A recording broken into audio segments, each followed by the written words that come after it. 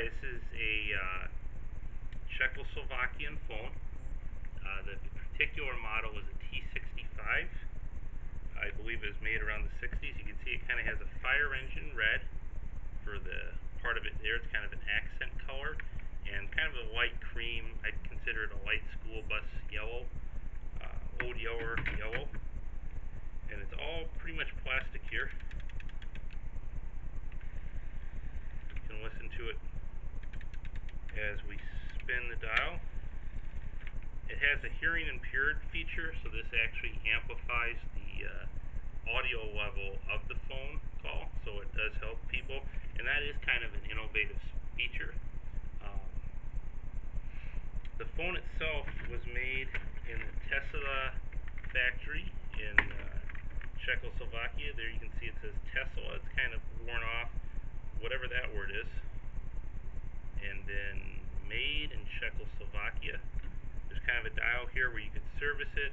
It has, again, that red bottom here with that. And you can see it still exists now. The type of connector and configuration of it would be a lot different than most American configurations. This isn't a Ma Bell type phone.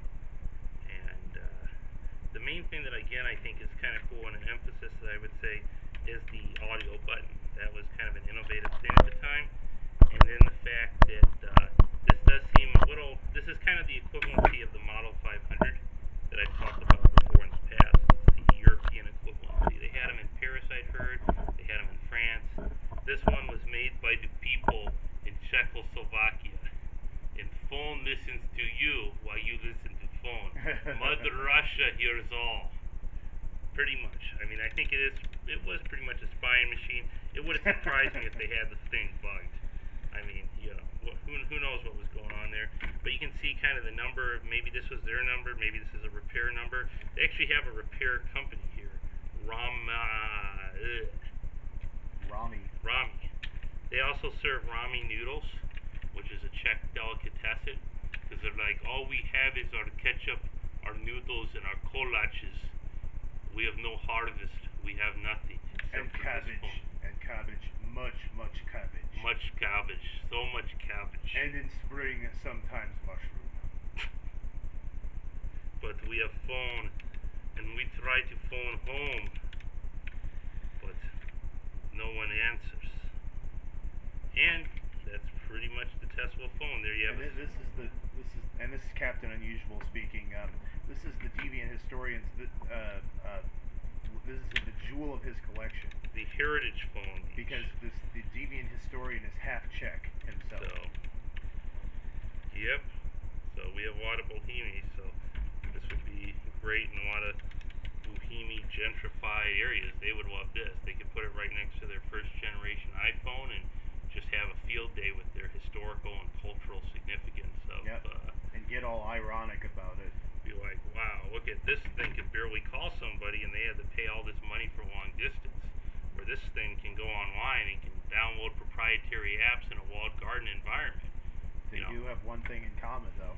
They're both spying machines. Pretty much.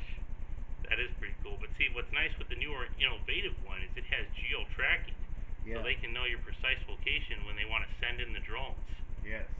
So, anyhow, we kind of went on a lot of fun tangents with this. It's really an inspiring masterpiece of European engineering and design in a compact, efficient telephone standard. I kind of think they stole a lot of it from the Bell 500 model, because that really set the bar from what America does, because America's the leader of freedom and innovation and design, and then all the others are just trying to catch up. We're trying to make something that's comparable. And this kind of looks like the comparableness of it. Honestly, if a lot of people would look at it, if they didn't know it was made in Czechoslovakia, they'd probably think the thing was from like China or in Japan or something like that. Well, it even has like the English numbers and stuff. Yeah, it's interesting that it's English numbers, but it looks like a kid's phone. I mean, does this really look like, the colors make it look kind of like a joke. It's not something that Susie's going to have in her kitchen and be so proud of. Be like, wow, look at this new rotary phone that I got. This is the hippest thing. Looks a bit Fisher Price. Yeah. So that was one of the other things. But this is actually metal, and it is pretty solid. It is a pretty good quality design. It's sort of like a Russian refrigerator. heats up your food when you first get it to instead of cooling it, and it's just kind of shoddy and it breaks a lot. But once you fix it, once you get it right, you got a phone for life, you got a tool for life, and this could be your phone for life until you surrender your sovereignty to the Apple corporate overlords with the suicidal factory death camps, um, and the spying tracking machine and all that. This could be your phone, your liberation phone of empowerment and opportunity and freedom and liberty and all that.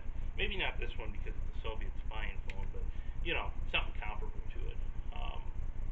Anyhow, I think that concludes pretty much everything I have to say. Anything else you want to include, Captain? Nope, I think we're good.